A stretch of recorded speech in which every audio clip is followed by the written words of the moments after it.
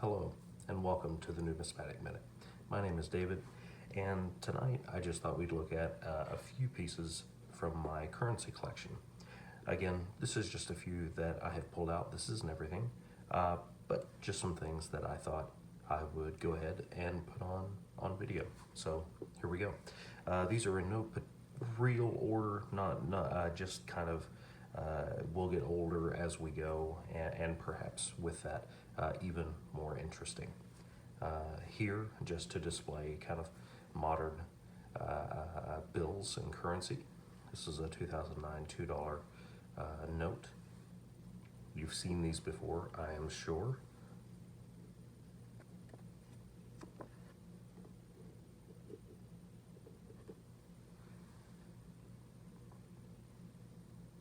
And here we have the signing of the Declaration of Independence on the reverse.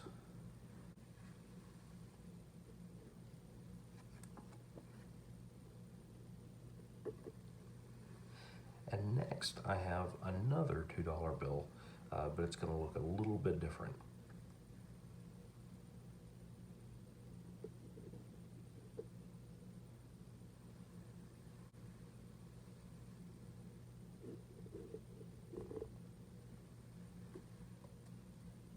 The reverse on it is a little different from the previous. The previous had the Declaration of Independence, and this has Monticello. And this note, I just realized I didn't point out, is from 1963.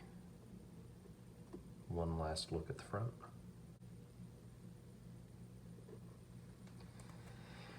And that'll be the last $2 bill of what I have. We're going to go to 1957 now. And it's important to note this wasn't necessarily made in 1957. This is just a series of 1957. And a series can run for several years. Differences being notated within a series by letter. You'll notice this is a 1957B. And that can signify a change in the design or a different signature that appears on the front. What makes this note interesting, though the back is going to look similar to what we see every day, is that this is a silver certificate. This particular dollar bill was something that could potentially be taken and traded for a silver dollar.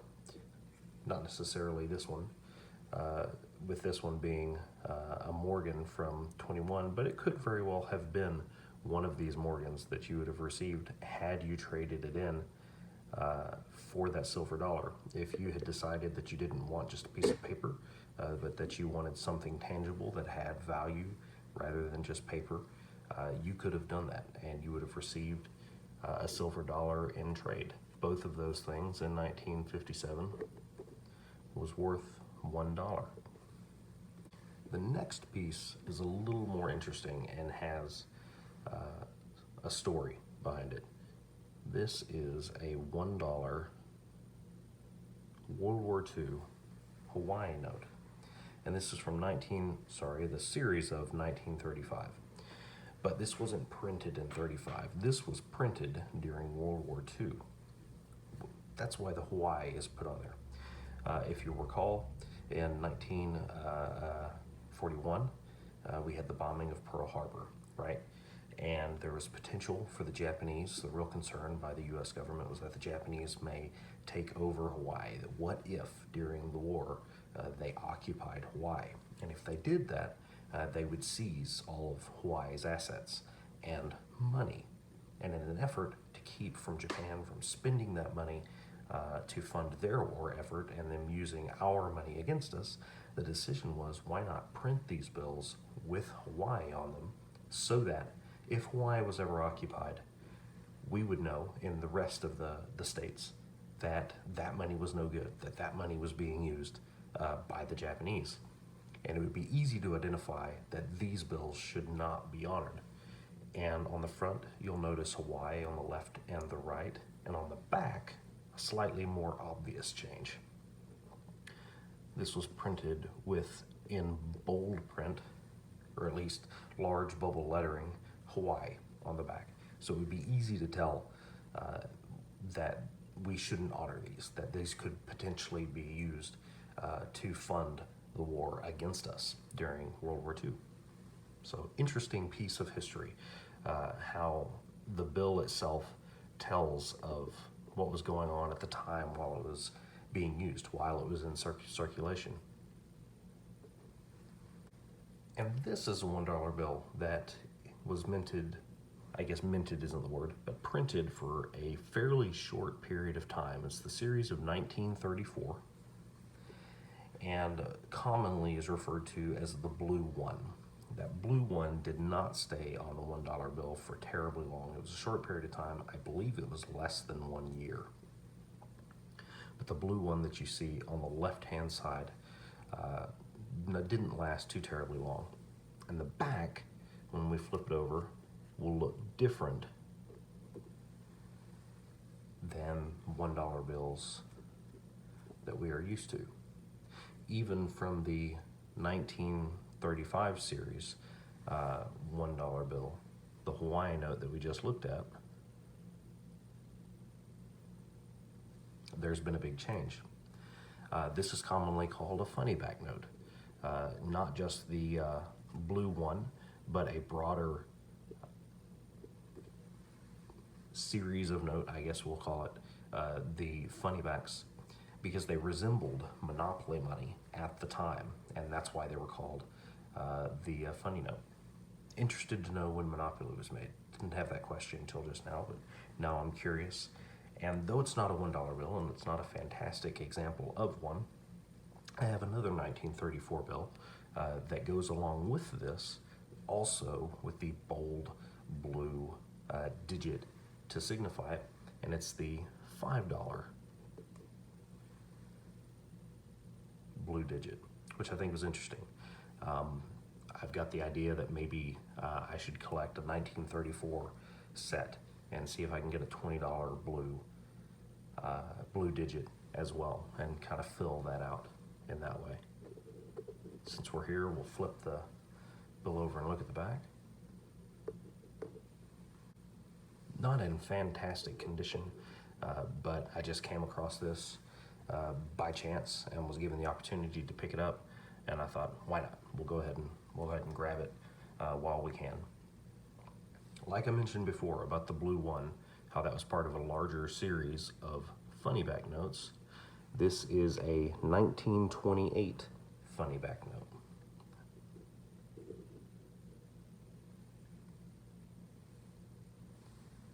And we'll turn it over so we can see that back.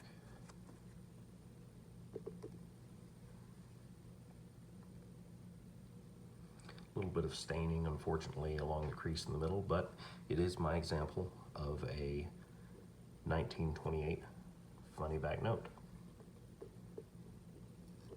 And another important thing to note is that these notes were not, another important thing to note is that the pun not intended, but another thing to pay attention to was that the funny back note that we see on here in this 1928 series, 1928A to be specific, is not original to itself.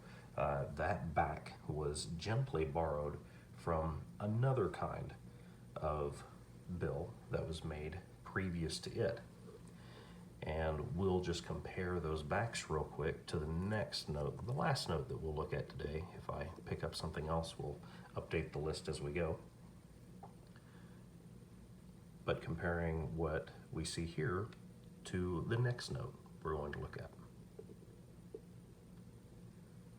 You may have noticed a slight size difference. We've left the world of small notes and are now looking at much larger bills, or horse blanket notes is what I've heard it called.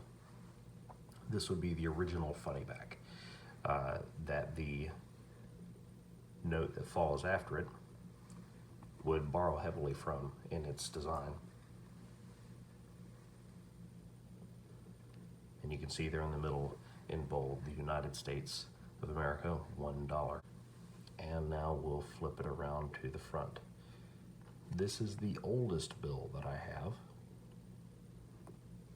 And this is a 1923 in decent enough condition. I'm still learning about the grading scales for paper money, but it's not in too bad a shape. It's one that I can live with in the collection, and I don't feel the need to hurry up and replace it anytime soon. This one was the replacement to my previous entry for the 1923 slot. But a fairly nice bull to look at, the big blue one on the right hand side, very ornate, and the nice blue seal to the left. Just a really nice build to look at. And I suppose that's going to conclude our look at my bill collection, at least what we're going to lay out today. And just one more time, just to kind of give a good look at the difference between a large size note and a small size note.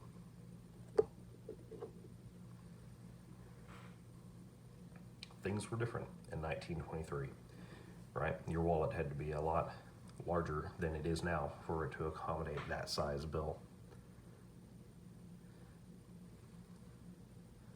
But that's going to be it. That's going to conclude our look at my currency collection for today. Thank you very much for watching the Numismatic Minute. If you haven't already, please, and I don't think you have because there aren't really any subscribers at this point, but this is fun to do and gives me an opportunity to talk about the hobby that I enjoy here. So please subscribe, comment down below if there's something else you'd like to know or questions you have or things you'd like to see. And I'd be happy to show you. Seems like I've run out of real estate on the stand. Can I get one more on there? There we go. Thank you very much for watching.